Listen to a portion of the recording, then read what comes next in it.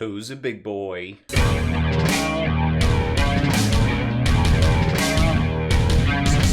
Spiky Bits. Welcome back, hobby maniacs. I'm Baer from SpikyBits.com, and today we have the coolest release this week. I say that because it's the only one I'm going to do a video of, sorry. But he is the coolest. Look at this guy. He's such a cool fatty. So following along with the footsteps of the Ogroid Myrmidon, or however you say it, way back in Silver Tower, 2016? 4 years ago? Oh my goodness. Whew, time flies. This guy's coming out for Warcry. So we got two of these big fatties now. One's a warrior, one's a caster. But let me tell you what, this is very cool looking. It's on a 50mm base. I think it retails for $40. And of course, you can always get your hobbies for less from Miniature Market or dicehead.com. It also comes with the cards for each language right here, including Chinese and Russian. That's pretty neat. I didn't notice that before. I know there was 8 different languages, but I guess I never physically looked at it to see that those two countries had their own language versions, which doesn't surprise me, but I guess I just making a mental note of it. And the player card right here as well. Annie has a lot to say about Warcry as well, apparently. So it's one sprue, $40 US. It comes with all those cards, so it's going to fill up the book, but it doesn't have that cool little plastic tray or anything like that that comes in it in a 50mm base. Inside the box, of course, you're going to get the card that we just talked about. There's his cash-in bond dice abilities right there. 295 points, 35 wounds. Haven't played a whole lot of this game, but that seems like a pretty good stat line to me. But I am definitely no Warcry expert. As far as assembling the miniature in true Games Workshop fashion, lots of slices, lots of dices, but it looks like they're right down the side here, at least on this. What has he got? Suspenders? He's got his Ogroid suspenders on, and it looks like some assembly here around the feet. That might be okay, but we'll see once we get that together. It almost assembles like a chocolate Easter bunny kind of a candy confection thing, if you ever had those at Easter time, where it's you bite off the head and it's all hollow inside, and you're like, oh, it's kind of anticlimactic. On the front here, it's gonna have the torso with the cover-up tabard right there, and it looks like, from just kind of spitballing here, that a lot of the gaps are gonna get kind of hidden, but it's really hard to say. And it's got this weird line right here where the hair looks like it's two halves, kind of like that mohawk we saw with Gotrek.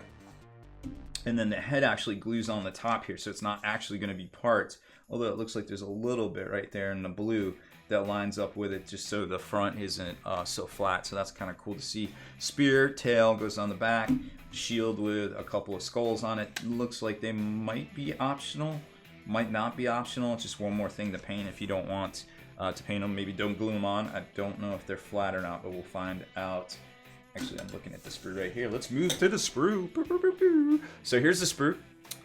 It's, normal character size, where we would see some of the smaller characters would come on 2 sprues, about each half the size right here. This is the full size sprue, and let's take a look at some of the gapping. So underarms, suspenders, front cover up plate, very crisp detail on all the fur and everything, for sure. The horns looking good. And then this ginormous spear. It's got some knurling, well, not knurling, I guess leather strapping. Not too much definition on the back right there. So, whoa, we got a fight. It's happening. It's going down.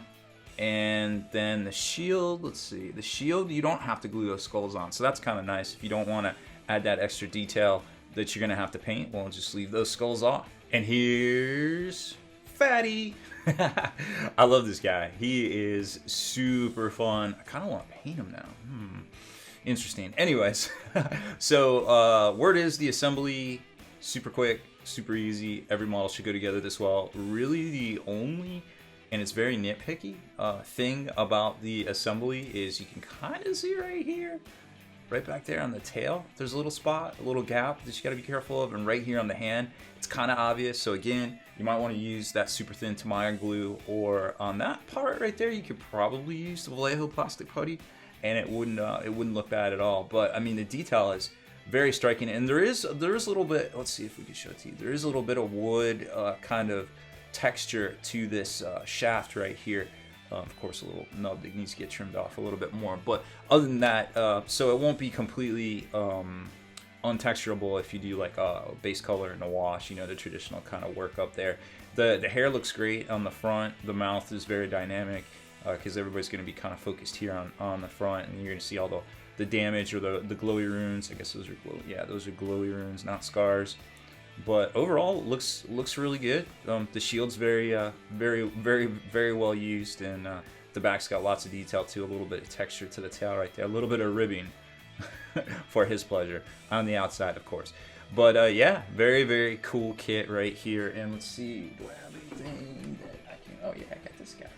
One of our contrast painted Revenants. Oh man, he actually looks good. I forgot how good he looks. I need to paint some more stuff. Anyways. So 32 millimeter base right there on a 50 millimeter base. You kind of get an idea for just how big he is.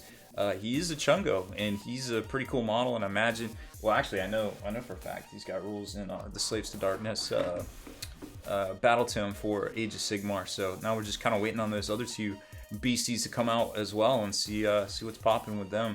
But I'm sure they will be out sooner than later. It seems like there's more previews out there than release slots in the next month or so leading up to Adepticon. So that is it for this one. Thank you very much for watching our unboxing build of the ginormous, well, not really ginormous, but the very striking Ogroid Myrmidon model for Warcry / Age of Sigmar. Remember, you can always get yours for less over at Miniature Market or at dicehead.com.